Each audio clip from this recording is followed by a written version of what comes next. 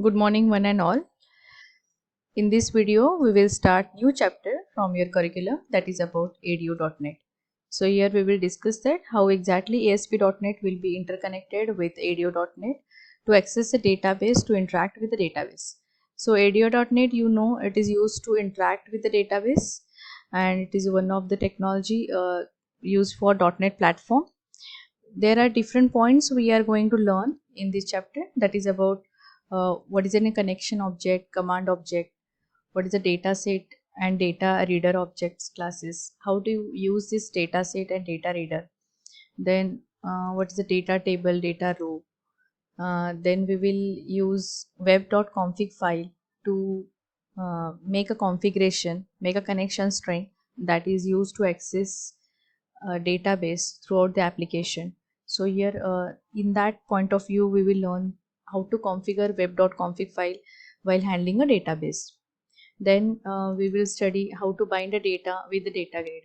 In chapter number 4, we have taken this example. Just we will repeat this one, that we have to take a data grid and we have to bind the data. With the help of SQL data source or even through the coding also we can add or connect with the data grid. So grid, that it is used to just display your data from the database in a tabular format. After that, we will learn how to access and manipulate data with the help of some command object, just like record set and the field object. Then how to execute a query, how to open the record set, how to navigate, that is how to travel through this record set and access this data set. Now we will go to this introductory part of this ADO.NET, and then in next video we will learn these coming points, that is about the connection object and the command object. Now let's go to this ADO.NET. What is ADO.NET? It is one of the technology that is used to connect to a database for your ASP.NET web pages, that can be in the form of the web form or it can be MVC architecture.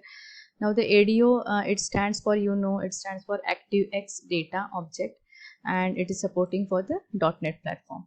It consists of set of classes that is used to interact with the data sources and such as databases, and even for the every different type of files. Yeah, that can be also XML file.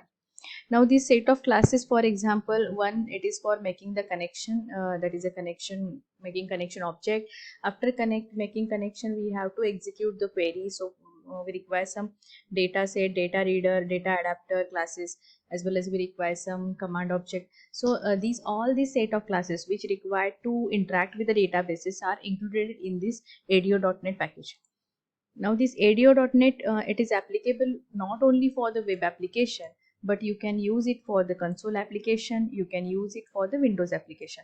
Now web application, that it will be launched on your internet, that is your web application. That is if the website or web page it want to interact with the database, then it is possible with the help of the ADO.NET. This is one application where we can use this ADO.NET.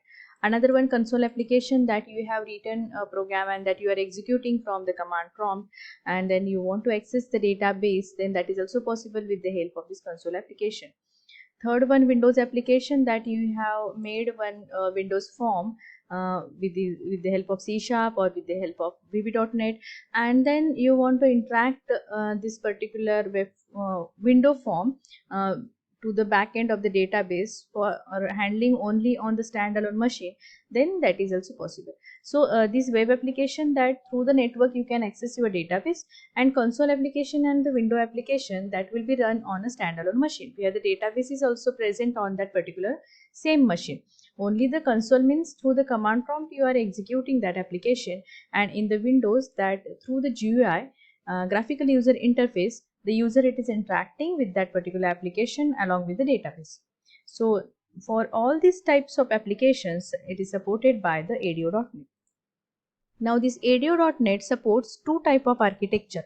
One, it is can be used as a connected architecture, and second one, it can be used for the disconnected architecture. Connected architecture, you can say it is just like your a conventional way, that your connection, it is established.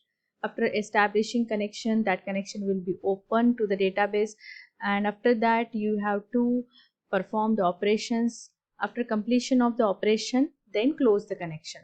So this is a very conventional way of this connected architecture. Second one, disconnected architecture. First of all, you will be get connected to the database and again disconnected, and after disconnecting database, the operations will be performed on that data which is stored in the data set in the temporary memory. And after completion of that operation, again this connection, you can connect to a database and then transfer that new updations to the database. So let's see this diagram. Now, this left side picture, it shows the connected model, and right side picture, it shows the disconnected model. So both these models are supported by ADO.NET. Now in this left side model, .NET application, it is interacting with the payroll database. Now first of all, it make connection and then it will perform all these operations: open a connection, run commands, retrieve results, close connection. Now here in payroll database, first of all, connection will be open. It will be connected to a database.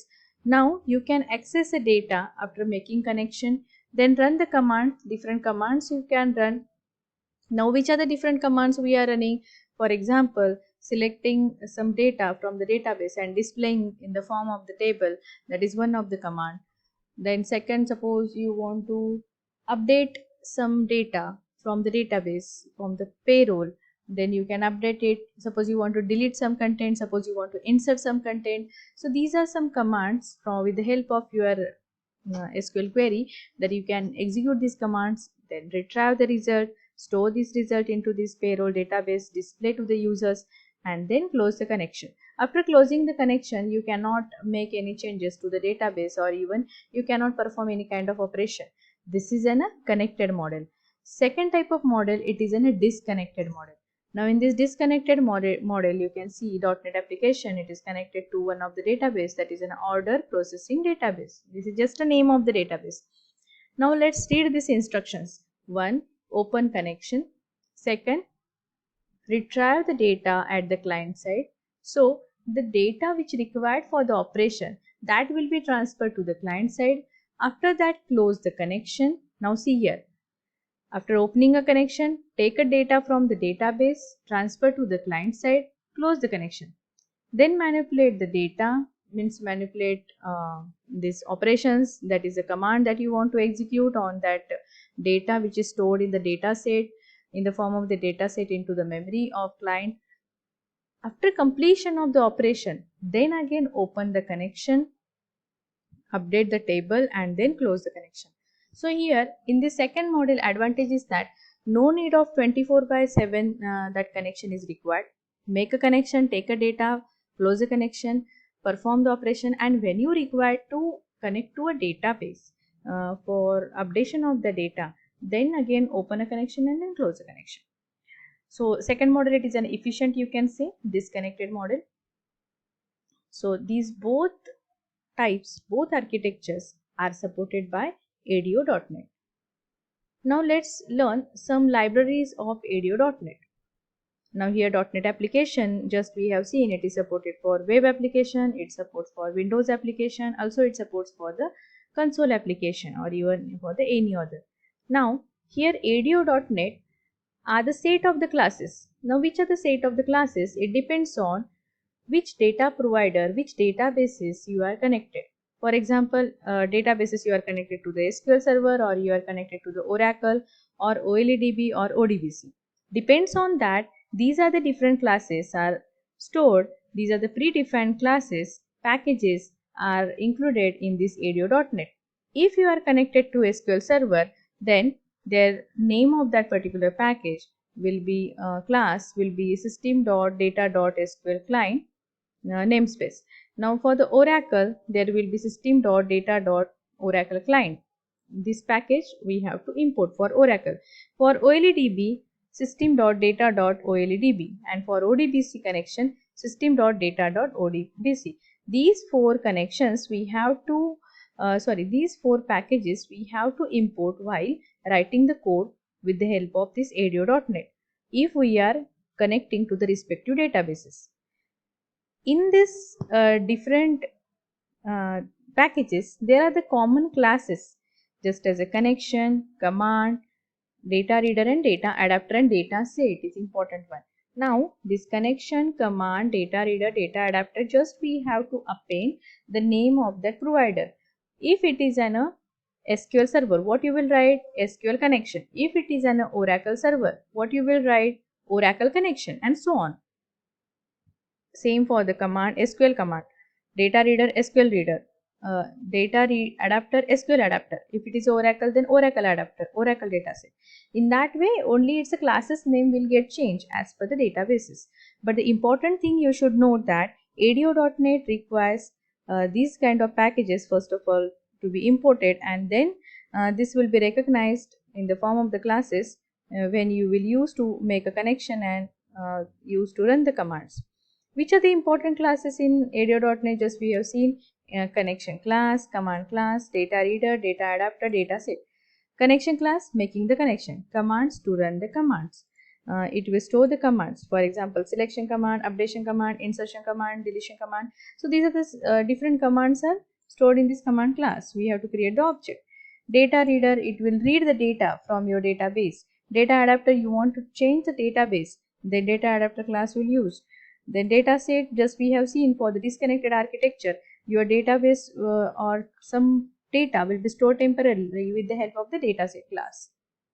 Now in next video, we are going to learn in detail about the connection object and the command object. So we have seen what is an ADO.NET, where it can be used for different set of applications, that can be web, that can be console, or that can be Windows. It's supposed for the two types of architecture, connected architecture or disconnected architecture. We have seen the diagram related to this disconnected architecture, and this is about the library classes that we have to import these packages namespaces while doing the coding. And according to these classes, according to these databases, there are some important classes. Now these classes we are going to study in this chapter in detail about every classes. Some of the point we have covered in the last chapter, so you will feel it is a revision, but just we will go in detail about this every classes and its objects. Thank you.